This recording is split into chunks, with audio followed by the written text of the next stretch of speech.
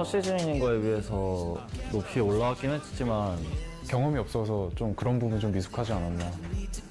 작년까지만 해도 좀 1등 놓고 이제 다 경쟁하면서 이렇게 했는데 강등권 누가 가냐 이렇게 경쟁하니까 너무 좀 심적으로 되게 힘들었었는데 신장전도 처음 가보고 연패도 많이 해보고 하다 보니까 좀 힘들었던 것 같아요. 아쉬웠죠? 그 플레이오프 못 가서. 네. 3위라는 성적을 거두긴 했지만 플레이오프에서 충분히 이길 수 있었던 경기였다고 생각하고 질 줄은 몰랐는데 3대 0으로 져서 좀 아쉬웠던 것 같아요. 지난 스프링 시즌 때 저희가 솔직히 우승할 줄은 몰랐는데 이렇게 좋은 결과를 내서 만족스럽고요. 굉장히 얻은 것도 많은 것 같습니다.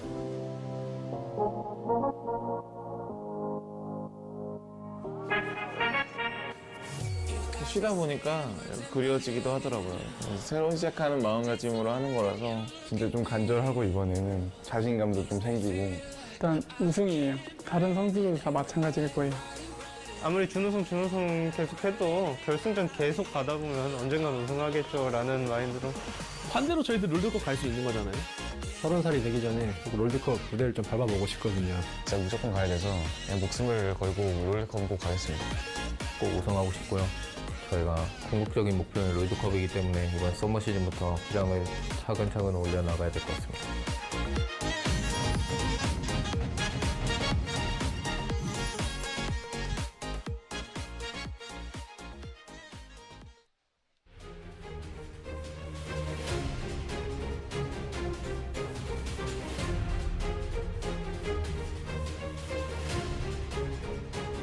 Welcome back, ladies and gentlemen, to LCK Summer 2019. I'm Atlas, joined by Papa Smithy, and I know it was a long break.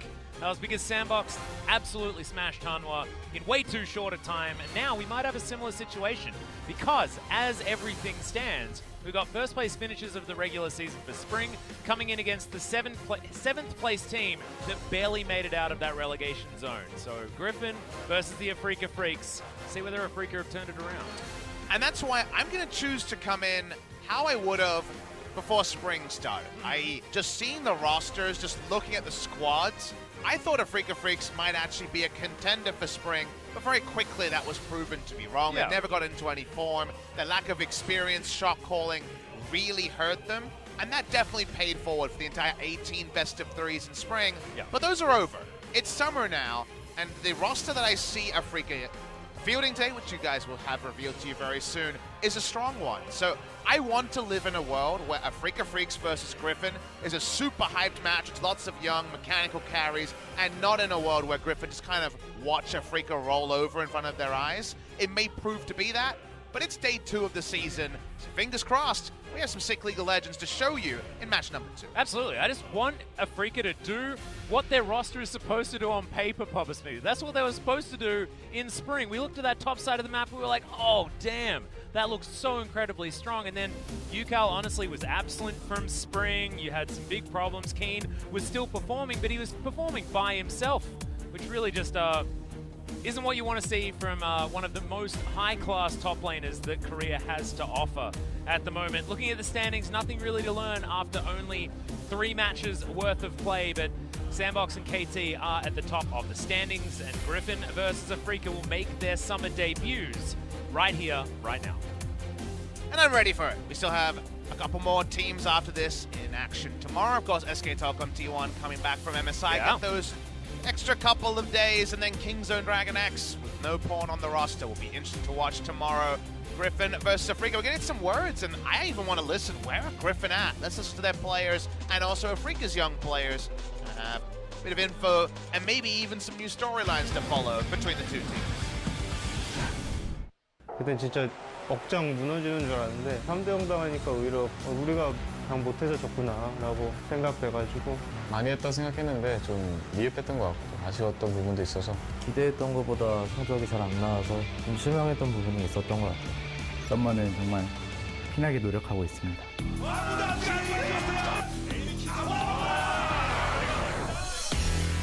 기인만 잡으면 되는 팀?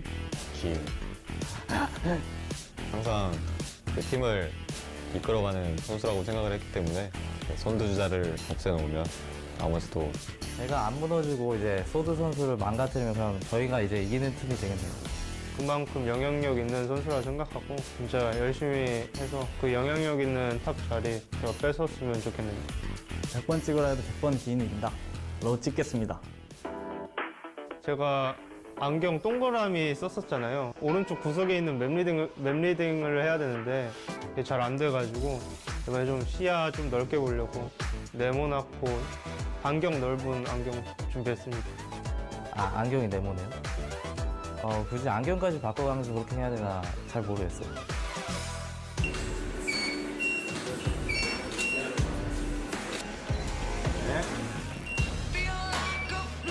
요즘 우연히 정말 폼 오른 게 눈에 보일 정도로 잘하고 자신감 빼면 시체인 친구인데 자신감이 넘치더라고요. 옛날에 맞붙었을 때는 유칼 선수가 저한테 강한 게 아니라 그냥 제가 못한 거였어서 기다려라 유칼, 복수해준다. 지훈아, 작년 유칼이 이번 썸머에 온다. 각오하고 있어라.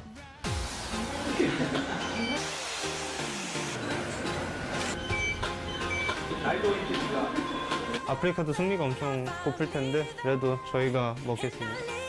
이제 좀 더 잘해가지고 이제 열심히 하자. 71인분은 이제 그만했으면 좋겠어요. 기인 형이 스프린트 잘한 만큼 조금은 이제 쉴 때가 되지 않았나. 쉬게 해줄게. 이번에는 처음부터 끝까지 잘하겠습니다. 화이팅!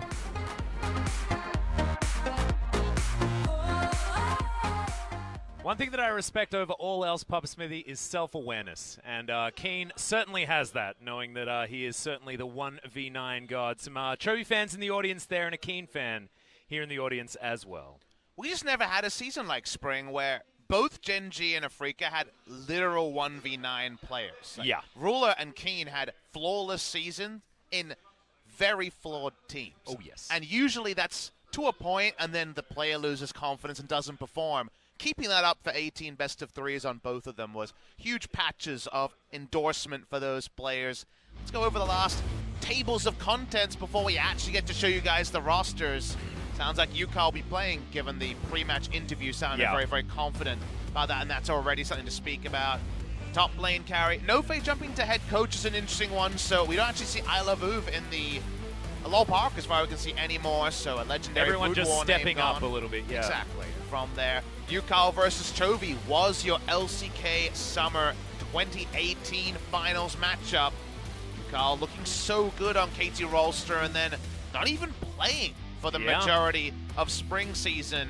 It's only the first day, but Ucal versus Chovy, we can spoil it now. You get those young 18-year-old mid laners taking on each other. They're supposed to be the next generation, but Ucal didn't have that identity in spring. Yeah, and you heard it from Spirit actually, saying that Ucal is nothing without his confidence. Lost that a lot in spring, but in the off-season, apparently, according to him, he has managed to find that once again. So excited to see what Ucal can actually do with some confidence behind him. And that actually means that this matchup is even more important than it would otherwise be. As our key matchup for this series is, of course, the top side of the map, because if anyone's going to beat the Afreeca Freecs, they have to do it through Kiin. Remember that Afreeca Freecs in that week period for Griffin when they lost 2 matches straight after beating SK Telecom T1 in the second round robin?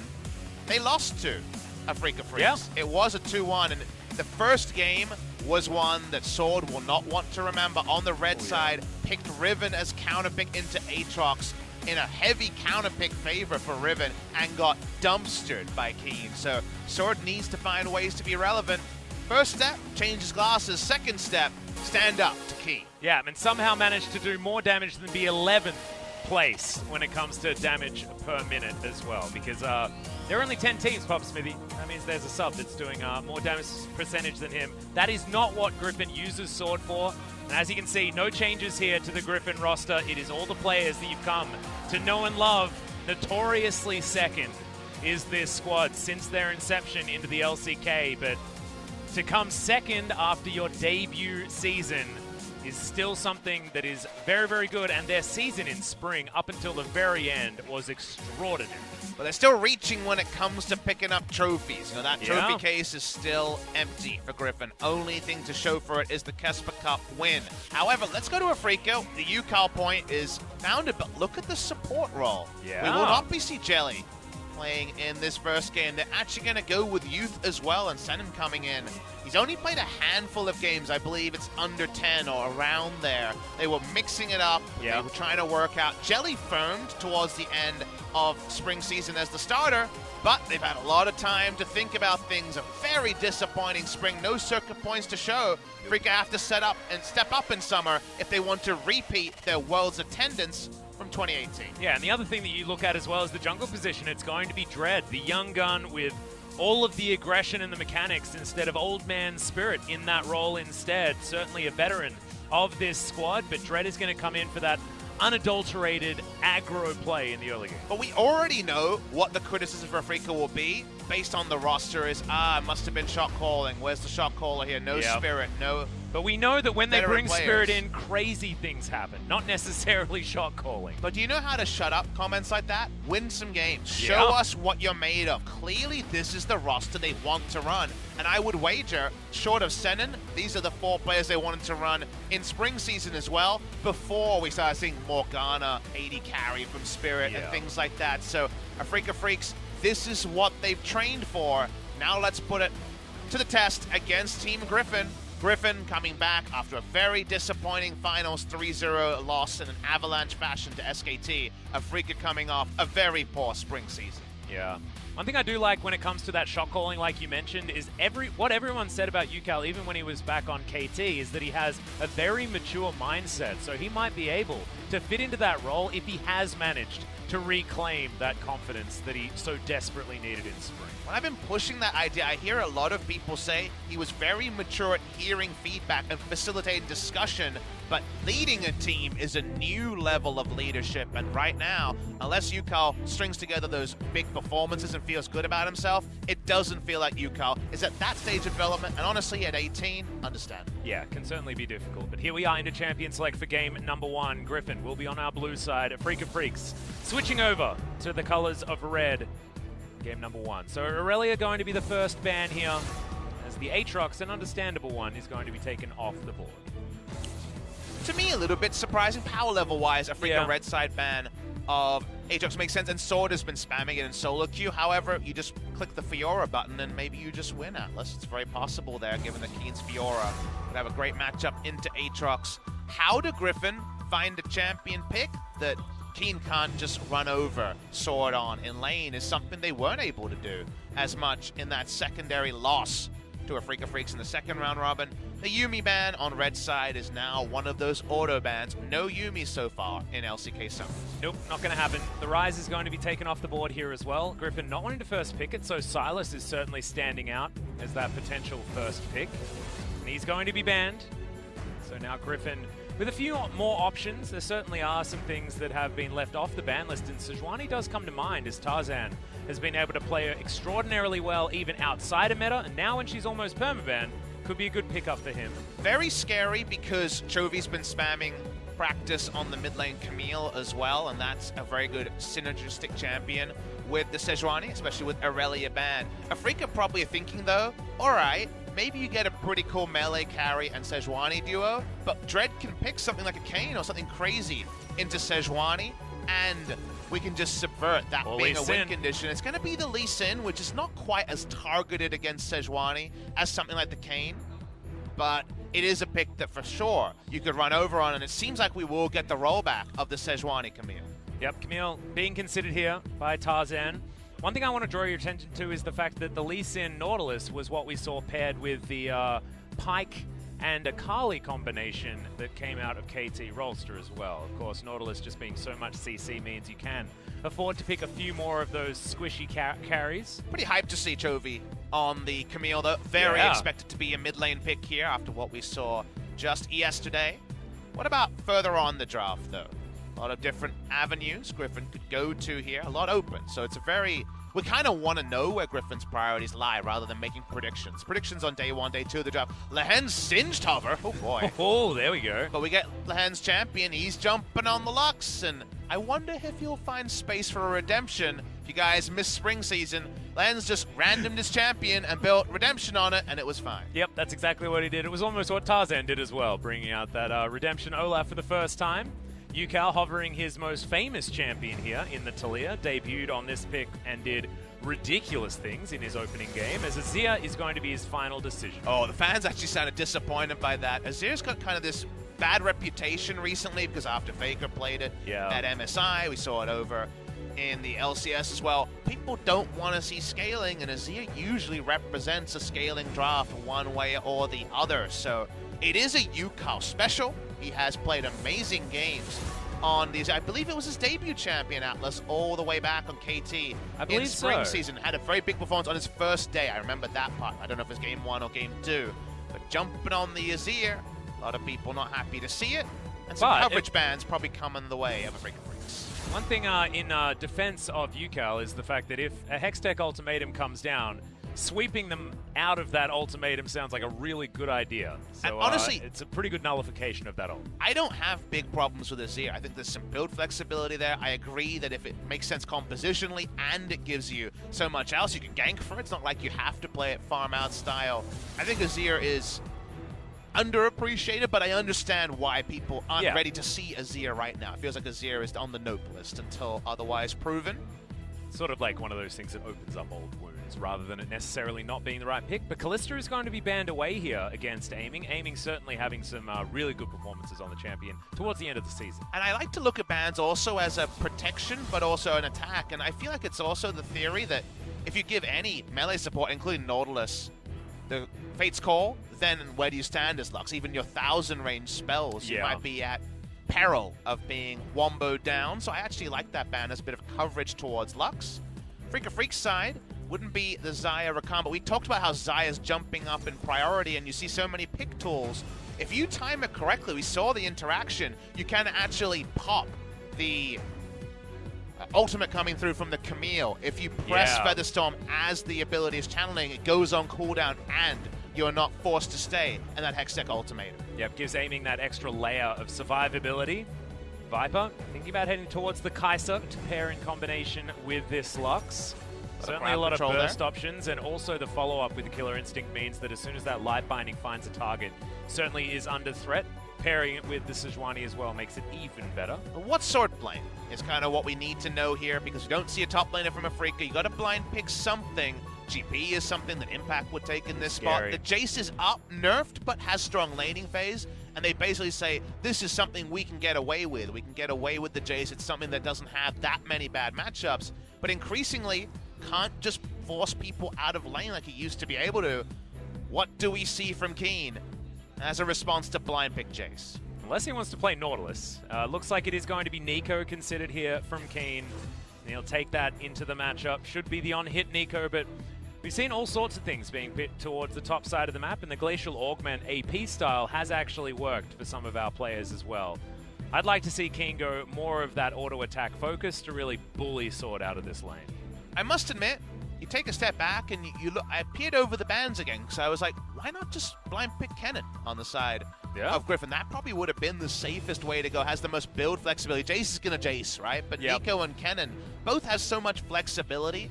It's a little bit conspicuous that Jace was the choice here on the side of Griffin. They don't have the Sonar synergy like we saw with the Dumb on Gaming draft in game number 1 against Gen G, but decisions are decisions. It's going to be this Jace versus the Nico, and I'd imagine it's going to be a Glacial Augment Nico. That feels like the more popular build in Korea, and you can just wave clear and stay away from the Jace. And also, if you went on hit Nico, that would be the most Frozen Heart value you could ever get against this team. That is 3 champions that are relying on attack speed in order to do maximum damage. So I do like the idea of going for the more bursty variety and also allow those big flank Pop Blossoms to do some work for Kiin. And with the Jace, not a lot of latent magic damage. Sejuani had some damage buffs, overall nerfs to other parts of her kit, and Lux from support is going to be focused on shielding strength more so than necessarily the ability power, but there will be some behind it. Move over the side of Afreeca Freecs, and it's definitely not a expected draft, but it's one that's full of potential, and it's young players who we've seen in isolated games get the most out of their champions. What it all means is a 5 for Afreeca. It's summer. The spring failures mean nothing today. Can Afreeca Freecs show us a rebirth after a poor spring season? Yeah, and their pick potential certainly can work, but here we are onto the Rift for game number 1.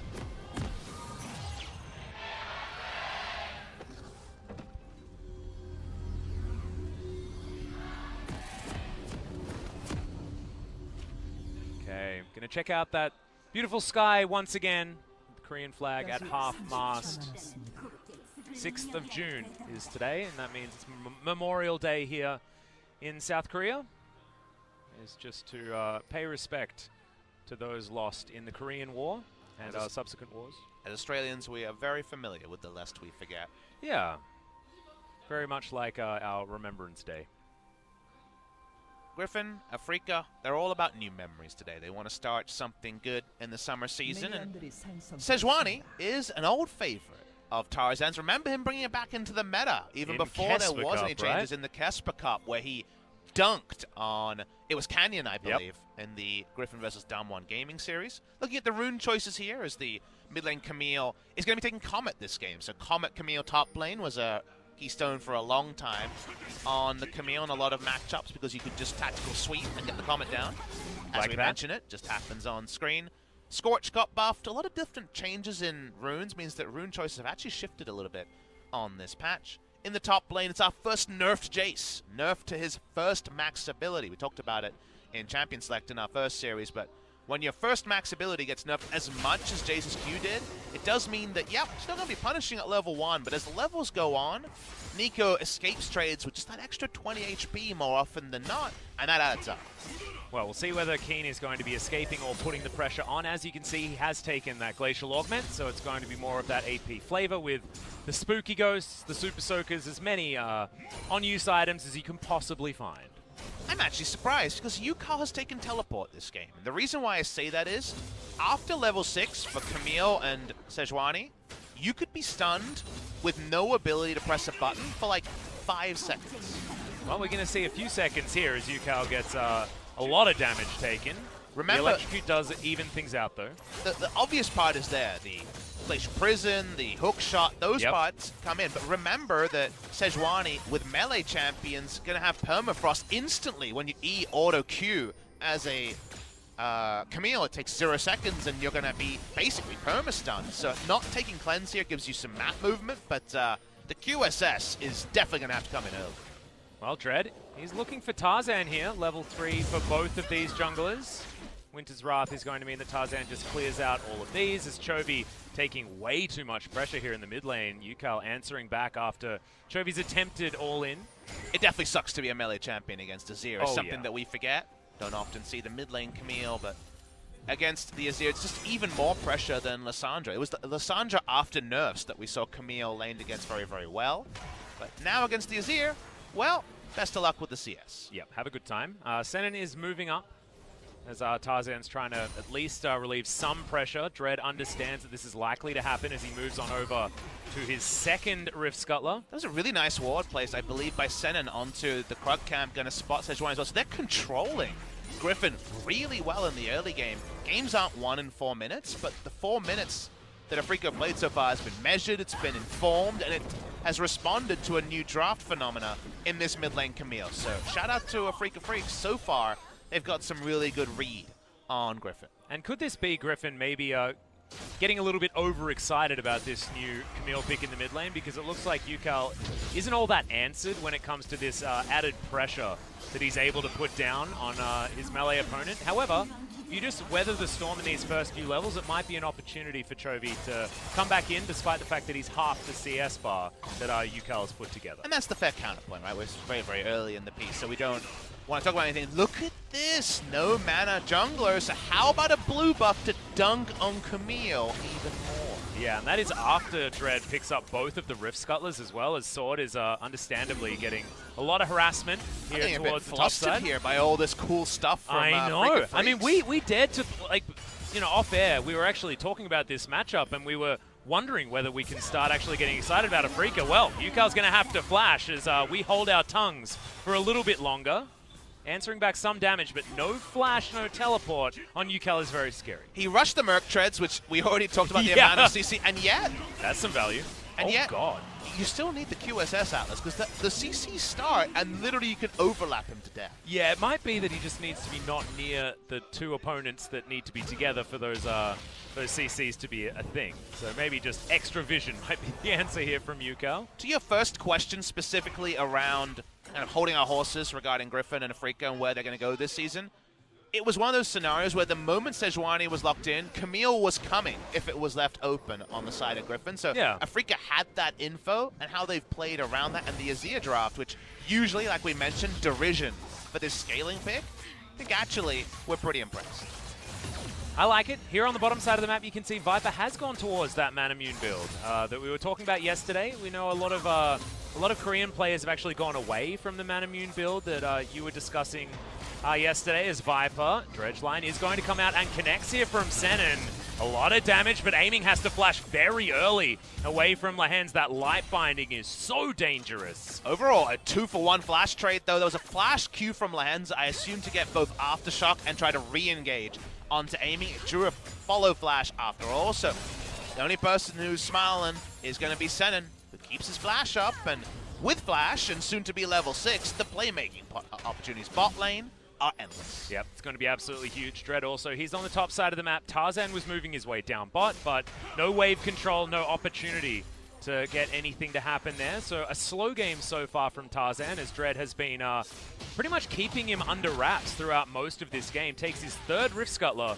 That is none for the Piggy Lady. But rather than inaction, there's been a lot of smart action out there. A lot of stuff, right? Yeah. And that stuff is going to flow onto kills post level 6 for these junglers. There's a lot of gankable lanes for both. Probably going to be a farm lane, top lane after all. And Kiin, we talked about Glacial Augment. It is the AP choice. It's the most popular choice in Korea. Just going to wave clear against this Jason.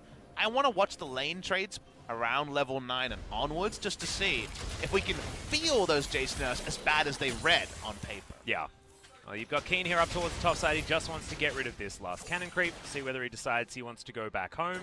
He's got an arm guard as he goes looking to replace some vision. And coming back to the Manamune build, the reason why there was kind of a 2-week stretch where everyone was going Manamune Kai'Sa was not about the Q proccing the Miramana like you might have expected. There was actually a time when Death Stance and other abilities worked on Kai'Sa in kind of a broken fashion a year ago. That was removed, and it is actually purely about 10 extra AD. You're doing the math around it. You have about 65 AD around the time that you're getting close to Miramana, and thus Pickaxe, Doran's Blade, 100 AD, quick Q transformation. But just like the double the BF Sword double pickaxe build, its top side will have to hold the point. Ult's going to fly on forward here as Pop Blossom comes down. That's going to be one stun. Great flash to get out of the way of the Empowered Shock Blast. Is going to take a bit more than that to kill Kiin. That was really good timing on the flash there. Maybe it was the first time and was fortunate. Maybe it was intentional. With Kiin, we always err towards the intentional. He stays alive. A turret plate will come down, but after the Infernal, Afreeca Freecs looking for more. Yep, that is going to be a turret plate here for Sword, though. He'll be very happy about that. Of course, getting the flash out of the Nico means that she has to pay more respect for this jungle top duo. Chovy with a tactical sweep, but he's going to regret that, as moving forward against this Azir just means you take so much follow-up damage. And Dread, he's sort of not waiting towards the top side of the map, as you'd expect Afreeca Freecs to do, just with the power that Kiin wields. He's there making sure that Ucal can win even more. That's mostly because he was making a bot side play around the Infernal, and thus he's just seeing if he can make something happen mid before he transitions top. 2 turret plates going down. That's still Jace, right? He's still got the W, he's still got a kit that allows him to take turret plates so easily. One of the biggest relatively buffed champions with the introduction of turret plates. Azir in this matchup, looking very much like a Jace. With his ability to push up. Chovy's about 20 CS behind at all points, and that's 25 CS, so... See what the next shopping trip is for Ucal. Do you build QSS, or do you go for something like a Stinger? Can't go for a Berserker Greaves build this time because he has the Merc Treads already. So the Stinger's coming at some point. Is it next item, or is a QSS going to slow it down? Or do you try and outplay with something like a Zhonya's coming in relatively early? Of course, he's going to probably like that anyway, with triple AD being picked up for Griffin. Afreeca Freecs now setting up bottom side as Viper dashing towards this lane. Tarzan, great position to be a human ward here in his own jungle. Dread looking to get out. There's the Glacial Prison. Great final spark. He's going to land on 2 as I think Senan is going to be the one to die. But no, gets the ultimate, gets the dredge lane. Chovy comes on over, and that is actually a Void Seeker that picks up the killer's first blood. Goes over to Viper. Senan's first read was to leave. He doesn't. Top side, Sorrel gets another trade, but the W does allow for Kiin to decrease damage from time to time. Poke hits here. Kiin's health bar is getting lower and lower. Good to see Sword take the ascendancy in top side. Senan was dead one way or the other, chose to use his summoner, taking down it. Yeah. I got excited because he was making some moves towards potentially getting away, but if you flash to get over a wall and there's no blast cone, you're just dead. As the rotation had come in. Chovy would have really liked to have picked up that kill, but he doesn't manage to. 20 CS behind here against the Azir would have helped to have that extra 300 gold. Very interesting. Lost Chapter is the first choice here from Ucal.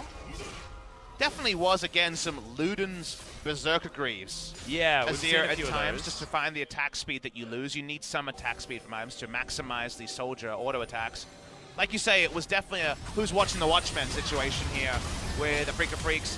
Senan doesn't actually decrease damage with his stopwatch after all. It was too late after damage had come in. He was dying to someone.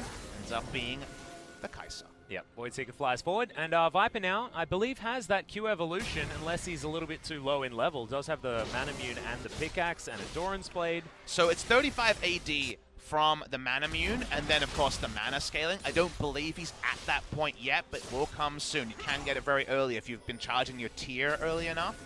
Definitely either has it or will have it momentarily.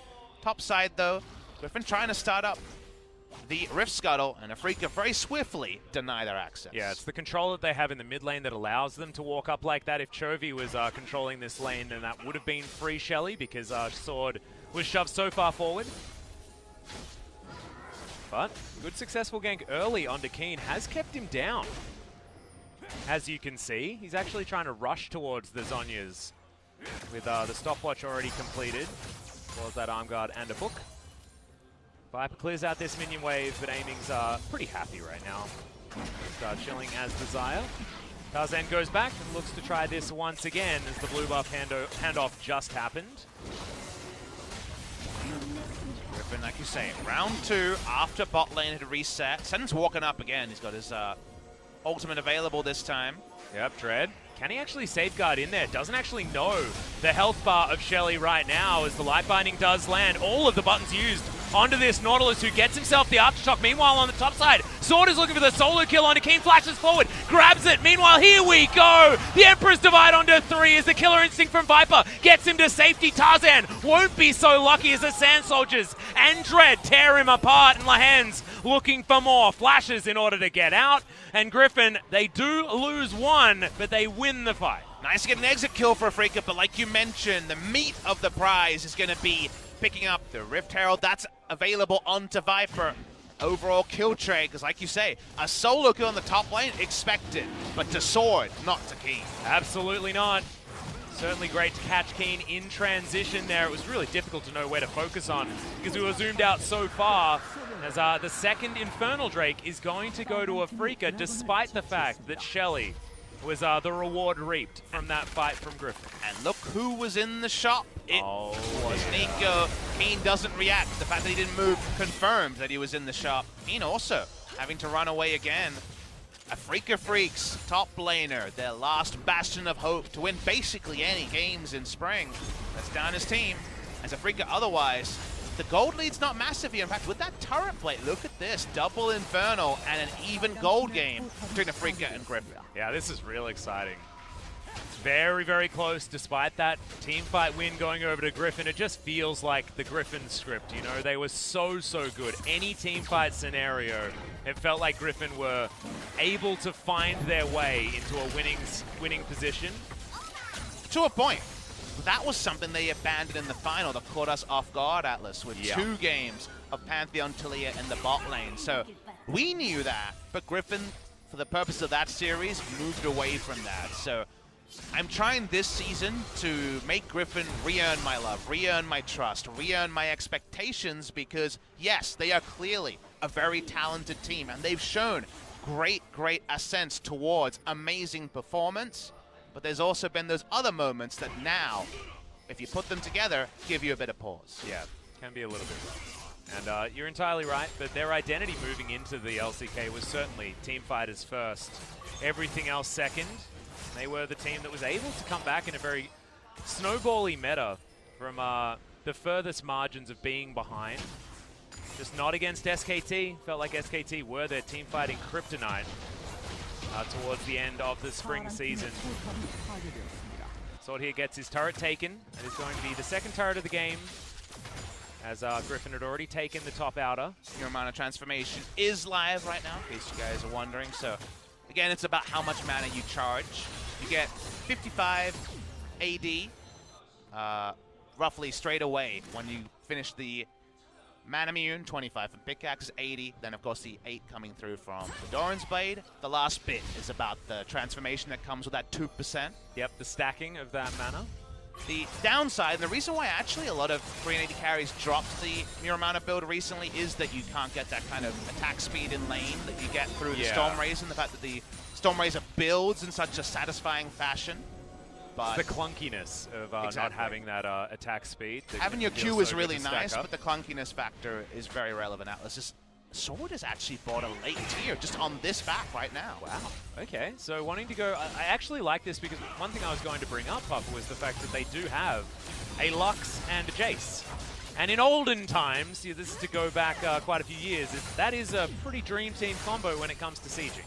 But that's what Griffin is setting themselves up for right now. The cool part for Afreeca Freecs, though, is when you see that inventory choice, you actually know what Griffin is going to play. They're going to play 4-1 with Camille in a side lane and Jace grouping, and that's extra information that you didn't have until the tier really makes it clear that that's exactly what they want to do. It's a blue buff without a blue buff. Yeah. Well, we'll see whether Afreeca can answer accordingly. Because what is the choice that you make once you have that information on the table, once you see that that's what Griffin wants to do face up, what do you then do to counter that, to respond to that if you're the Afreeca Freecs? So what is your win condition? The thing you do have is you can also be pretty flexible with your choice. And remember, it's AP, Nico, and Azir. So actually your wave clear is very, very strong on Afreeca Freecs. Xayah also has good wave clear. You need to be able to engage. That's what happens when you see a scenario with that much poke. And to get a true engage, you look at their team and you're like, situational engaged, and then Nautilus has the true engage on this side. The best way to set up a winning scenario where you're not split to hell, like we're alluding to with the Camille on a side lane with Trinity Force blowing up turrets, is to put down control wards and objective and get them to come to you. And that's what Afreeca Freecs needs to do, to take over the game to the point where Griffin has to come to them. Right now, the Camille is not anywhere near the Trinity Force. Has a dagger and a ruby crystal. Looks like Ravenous Hydra will be the option before that. As you can see, Tiamat and the Vampiric Scepter have been completed. They're going to lose this outer turret, and it feels like tempo is actually back in the hands of the Afreeca Freecs after that first turret did fall against them. Afreeca doing a really good job of rotating around Camille. Maybe their biggest game plan for today was being able to beat mid lane Camille. Again, a solo queue trend in Korea. We saw it in pro play and in a victory by Showmaker for Down1 Gaming against Gen G. A lot of walls in the mid lane that you can hook shot off to get those early stuns, and if Sejuani is there as well, like we mentioned, perma CC bar over the target. It's been a very, very popular pick in combination with Sejuani along the lines of that Aurelia-Sejuani duo. But in lane against a ranged opponent like Azir, no surprise that he's way behind Azir. Yep. Chovy. Has Chovy in his career ever been 60 CS behind somebody? I don't think so. This guy is like a CS record leader. He's a Froggen when it comes to his CSing. So this is starkly in the other direction. Has always been one of those players that does often manage to figure out how to get a winning matchup in the mid lane, and this is probably one of the losingest matchups that you can go into in League of Legends. Pardon my poor English. Exactly. You start inventing new words when it's Chovy 60 CS behind. Losingest indeed. Yeah, it's very losing. And Ucal has been able to capitalize very, very nicely. Currently 50 CS in the lead, but Ravenous Hydra has now been completed.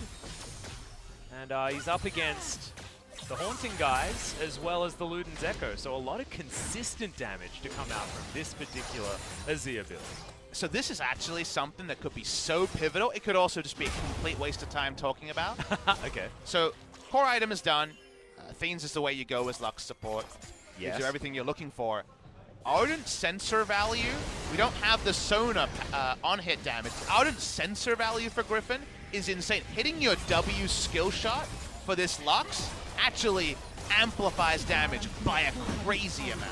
Yeah. No Ardent Sensor just yet, but that will be a purchase here because of the on-hit synergies was Fiora and Camille. Last time, this time, Jason Camille, same school of thought. And in the Ardent Sensor meta, it was actually Xayah and Azir that were very, very good at using that as well. I mean, I feel like Ardent Sensor's stock value has gone up very, very high in this particular game on both sides of the Rift. However, no one's going to really have a great time building it on the Afreeca Freecs unless Kiin wants to sacrifice some damage. Nautilus could build it if you have Font of Life and then your slow turns into a heal, but you're right, it's not going to happen. Yeah. There is a outside. It's happened in pro play. We had Zach in the You know, LPL, SOFM, famous for his Athene's Ardent Sensor. I mean, it was the Zach Afreeca jungle. Freecs, I think, that made an Ardent Sensor Jarvan attempt. Wow. I don't think he actually built it, but the support Jarvan was definitely a thing, opted into. Just to be clear, we really do miss you, Spirit. We do miss you, Spirit. One of the friends of the global broadcast. Fantastic English, as you'd expect. And Ucal still doesn't have a cleanse effect. No. That's it's called confidence, man. What were we saying about Ucal and what's changed since the spring season? He's found his confidence again. Well, this is how you demonstrate that you've found your confidence. It's by saying, well, if they're never going to hit me because I'm so good at this game, then why would I need a QSS? You know, the outplay potential is always there. It used to be our Korean advice. I don't know if we still get to give that advice anymore. Our EU advice, I think, is what it is now. It doesn't have the same ring to it. I know. Well, RG2 advice? Kiin slaughtering Sword certainly has the same ring to it as the spring season, but this was after that solo kill, and you can see Kiin not quite able to chase him down. Again, to be clear, it's a very low damage build from Ucal. He has high AP values than you would usually expect at this time because he has the double Infernal Drake, but you desperately need at least Stinger because the math has been done and you need something like 40% attack speed, 37% attack speed to get the maximum soldier autos in before the soldiers fade away. So Yeah. you do need attack speed in the build. He's actually gone straight Leandries. He's someone who is very experienced on Azir, so you should, when in doubt, default to his build, but I do know that that core attack speed is very important. Default to trust is what we'd advise.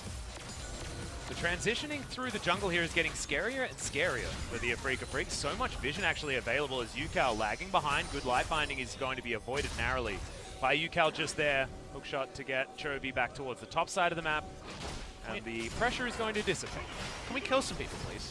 Yeah, well, I think it needs to start happening again. There's actually so many buttons that kill people as a kill attempt. That was one of them. The red Brambleback goes away. Yeah. We talked about how with these flashes down, the jungles would return. And we've been talking hot mess for 10 minutes because nothing happened. I was going to say, and it's 10 minutes, right? I mean, that flash has been back up and then back up again, in theory, if they had have used it immediately. So, certainly a slower game than it could have been. However, if I'm looking at both of these teams, I'm thinking, you know, Kai'Sa wants to scale, stuff like that. I mean, Griffin wants to get to that 4-1 that they feel so confident in. And Afreeca Freecs have Xayah and Azir. They're happy for this game to go to 60 minutes anytime, but Griffin, they don't want that to happen. Sun Turret being converged on, but Chovy actually can't find his way in. It feels like now Tarzan might be routed and doesn't now have that opportunity as Dread looking to clear out this control ward. Lehends to get in there. They pile on top of the Lee Sin. Hextech ultimatum comes down and it's not enough just to knock them up with Senan's ultimate. Aiming gets in there. 4 members of Afreeca are here as the Sand Soldiers try to converge, but the slows are there. Senan has to flash, and Griffin have just stayed out of aggro range so well that Swords managed to turn up. The final spark comes in, and Lehends unable to get anything more done as teleport towards the bottom side. Chovy wants to get something for this. We had so long a lull state, you forget that Griffin want to play 4-1, and now they're able to send Chovy bot lane. He doesn't have Trinity Force yet. When Trinity Force is done, a slow game suits Griffin because they try to hold while Chovy split pushes the enemy to hell. However, Afreeca's team fight around that gold value will also be huge, so differing identities and the better playing team should come out of problem. We talked about CC bars, and yeah, it's not fun to be anyone hit by the first CC from Griffin. Yeah, how many people actually need to pick up QSS? Is it all 5 or something like that? Because it feels bad when you don't have any suppression that you're going up against to build that item. As Kiin throws out the Pop Blossom, Sword is going to flash. Ucal tries to get out of the way. Yeah, aiming's going to come in as the 80 carry flank comes down. Sword is well and truly dead, and Kiin goes into his Zhonya's, and he's going to be A-OK. Dread's here. The Baron is being looked at, but not gone for, as the final spark is not going to find the target. That was a blind one just to try and get anyone back. Didn't see the context of how that all started, and given it was an area where vision was left on the previous replay, hard to gauge exactly who was at fault. But all we know is Sword is down, and now both his summoners down for quite a while. That does influence his options. See if Afreeca can get this Baron set up. Remember, we said that Afreeca want to win this game by having Griffin come to them around an objective. Yeah, and if you see this map and it's got Griffin members clumped as a 4 with a Camille in a side lane and Afreeca trying to group as 5 and not able to engage, that is exactly what a winning game from Griffin looks like. Whenever you have a Camille that doesn't have Smite, a solo lane Camille, the game always evolves into a bluff scenario of, we don't really think you're going to engage on us. Camille's going to stay in the side lane. Now, no teleport available. It's not going to be as big a thing. Looking at the map, there's actually quite a lot of control vision. This is a really good deep teleport, a playmaking teleport from Azir that caused Sword to have nowhere to run. Yeah, and in fact, aiming in the right position in order to get that flank off. As a 600 gold bounty goes over to the Xayah, which could actually be pretty pivotal as Tarzan going to be able to find an engage, but Lehends is waiting off to the side. Chovy here as well, and so much control vision here for Griffin. A lot of value on that one control ward. This is the game state Afreeca want. Aiming pushes out in mid, no spotting vision around the Baron, and how did Griffin respond? But for now, at least, with the push and shove that always League of Legends vision battles evolve into, Afreeca not strong enough to protect their vision. Well, it's the vision battle that I'm a little bit worried about as a Afreeca fan, because they're losing really, really hard. Griffin are able to get their vision into positions that they can play around much better than Afreeca. Afreeca have a few random wards in positions they don't necessarily need it, and in very defensive positions when they want to be trying to group and actually taking control of the battlefield that they don't have any control of at this point. Finally getting themselves in there, but you can see there are still sneaky wards that Griffin are getting a lot of information with. And Lux, like we mentioned yesterday, one of the other regions that she is played right now is she has a lot of temporary vision. Look at all the E's coming through on the Lux. I want to say Lucian Singularity. Yep, the old Lucian Singularity. Cooldown is very, very short. A lot of CDR in the build, so you're able to spot. The R also, the final spark, brings vision as well. So with all that temporary vision, Afreeca, yes, they can control the pit, but for now, at least they can't bluff Griffin to actually get picked or force a team fight. Well, you can see that turret's trying to hit Chovy.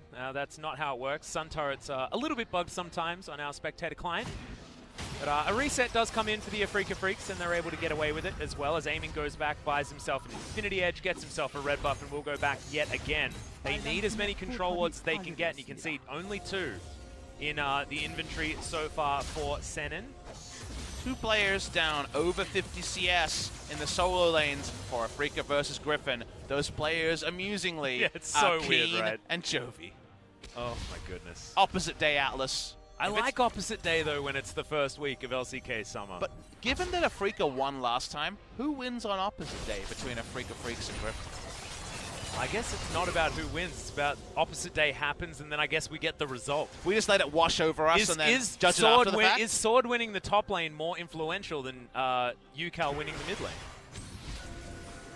I would say no, purely because Chovy not having a Trinity Force still and being this far behind on items actually affects their split push. So I feel like the game state is more related to Chovy's items than necessarily Kiin's. Kiin's can still team fight even though he's behind.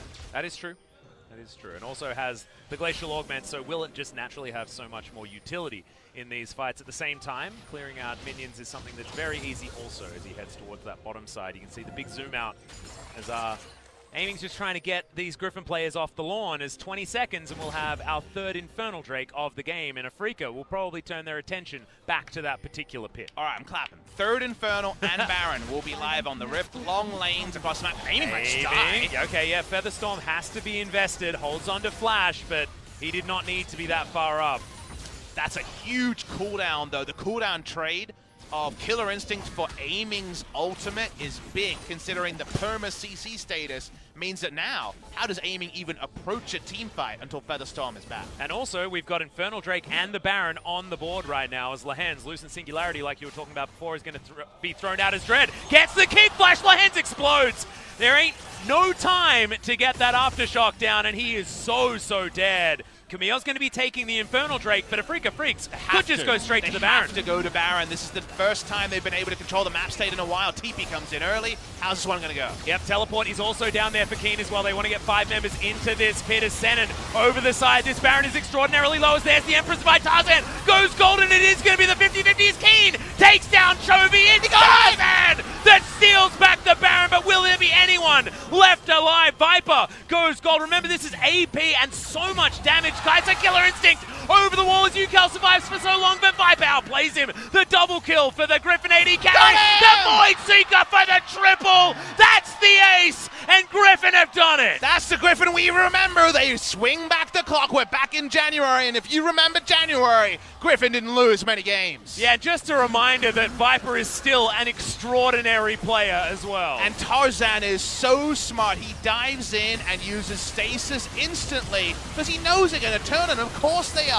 Uses the stasis because he knows his teammates will help the Baron be chunked down, and in these scenarios, there's a lot of damage going around. Tarzan gets the Baron. He almost gets out as well, but it's Viper free hitting in the front line that gets to clean up. One Void Seeker gets in the back line and sidesteps, thank you very much, with the invisibility. Second one, oh baby. Cool guys, don't look at explosions either. Come on, baby. The swagger on this guy. That's a boy feeling pretty good. Yep, that's the Viper that That's we've the got best to know. reaction shot we've had in a while. In fact, I think the last one was him after they won their most recent victory, as Oh, that wow. is a huge amount of damage as well. He did 150% more damage than everyone else on his team. Yeah. That's that's probably enough. And you can see he's gone for a very interesting build. Morellonomicon was what he just completed. He's got 6 items, Fox admitted. And some of them are AP. The other ones are going to be that Muramana and the Rage Blade that he has completed. Of course, everyone knows that Kaiser does work as the AP variant. So it means that the burst damage is certainly going to be gigantic. And that Void Seeker, as you saw before, it chunks Dread. Look at how much damage that is. I spoke to Viper a lot about Kaiser builds. He's been kind of the Kaiser pioneer for a long time. He was the first Blade Kaiser player. Yep. That was the last new build that he debuted. And he would always play AP Kaiser in solo queue, and I would always ask him about why he never played it in pro play. Is that the laning phase is too weak, can't get away with it. But AP Kaiser is better in a vacuum. When you get a big lump sum of gold, why not go down the AP side? Now he's got just a lot of stuff going on in his build, but if you think about what it provides, he has stasis, he has a bit of extra health, and pen coming through. And think about how much penetration he has with 15% armor pen and magic pen on the changed Rage Blade and flat pen coming through from the Morellonomicon. So utility, penetration, all you guys need to know, damage. Yeah, he hurts a lot. And you can't really build too much in order to stop him from doing it. He's got a lot of AD, a lot of physical damage, a lot of magical damage, and a lot of both types of penetration. And a lot of mana as well, as he just dives on top of aiming. Final Spark not going to connect with Desire, but that's once again that R button on cooldown for Afreeca Freecs AD carry. Ucal not there to try and defend, as Senan did not want to soak that Void Seeker. That is real scary stuff. Base not broken just yet on this Baron buff that Griffin stole away from the Afreeca Freecs. Base However, not broken. It's looking real scary. Base not broken, back's not broken, but Goldly truly Oh, punctured almost at 6,000 gold. Baron buff power play. It was a slow game, so much standing gold. You want some damage numbers, Yeah, Papa Smithy? I That's saw like them. close to 1,000 damage on a Void Seeker. If I did quick maths in my head, it'd be like 850, 900, you're right. Almost 4-digit damage on the Void Seeker. And remember, with the CDR refresh, you hit one, and that's 50% cooldown reduction. Nice stuff for Viper. You saw how quickly the next one just came out. So he's going to supercharge his way out of there, but no more Baron buff now, as 43 seconds, and this Elder Drake will be on the board. Infernal Drake, remember, was picked up by Griffin, which puts him in the lead when it comes to the Dragons. Void Seeker once again. You have to respect him. Half the time it feels like they're scouting tools, but in this game, no. And so much Sejuani played by Griffin, especially in the Challenger series, and it was actually for more scenarios like this with lots of onus on Viper to carry. Swords on a Merry Chase scenario. Yeah, he's going to Meanwhile, okay, on the bottom side of the map, Senan has been caught out. Final Spark is going to come in. The kick wants to be used by Dread, but he doesn't even need it. The Desire damage is so huge, but in the backside, it's going to be Viper. The Zhonya's comes in the end. Can he actually survive? Blade Call is huge. Triple kill now for aiming his sword. Takes him down in the end. Has the damage, though, been done? As there's Ucal with full health and only the Lehends to try and save this Jace. Afreeca Freecs keep 4 alive and win the fight with only a Lux remaining. And there's that team fight scaling we were alluding to. It's 35 minutes. Double Infernal, Azir, Saya, and Nico are reporting. able to close the distance, able to stasis through the Nico ultimate. But the moment Viper went down, you knew that Griffin would swiftly follow. Exactly right. This Elder Drake also is going to evaporate as you got some cute attempts here from Lehends, but cute attempts aren't what win you games. So let's have talk a look about at this what one happened. again. This was all created, the Yakety Sax moment, because Jace was in the base. The teleport, actually Azir. It actually happened. Exactly. Goes towards the top side. So Azir's out of the fight. So it ends up just being a 4v3 to start. Lux is not there. Jace is top side. It's still outnumbered for Afreeca. And the problem for the side of Griffin is it just wasn't enough backup for Viper to pop off. And there were so many feathers on the ground as well. You saw that extraordinary burst damage out of that Blade Caller. That was because Viper was torn apart by like 70 different feathers. Big Elder Core coming out, so definitely only a wry smile. But the items continue to stack up. Ucal keeps the attack speed away, but has a lot of ability power. Seems like aiming is the one, and this time he did about 150% of his team's damage. Anything I'll you take can the do, I battle can do of better, I 280 guess. carries at 6 items, Atlas. Yeah, me too. Remember, Afreeca have the backup 80 carry in Azir, and Chovy went in and died instantly. It's just so interesting seeing in Afreeca Freecs where Kiin is such utility as Lucent Singularity is there. The Baron is getting taken down extraordinarily low. Teleports are coming forward. We're going to have the 50-50. This time it goes over to Ucal, but he's dead instantly. Xayah is in the back of the pit. Featherstorm comes down. No flash available for aiming as the Blade Caller gets no value. And we're looking at another ace for Griffin in the Baron pit. And it may just be the game. There are 2 members alive, but one of them's Viper. Afreeca choose to stand and deliver in the same spot where Griffin got their big win, and Viper just makes them look silly. Darts behind the pit so no one can aggro him, and just flashes over to get the exit kills. And like you say, with these death timers, if the minions live, Griffin win. Yep. And Tarzan's actually going to tank up this inhibitor turret as well. Look at the damage coming out of Viper. Yes, the minion wave was right in the middle of the mid lane. They had 3 turrets they need to get through.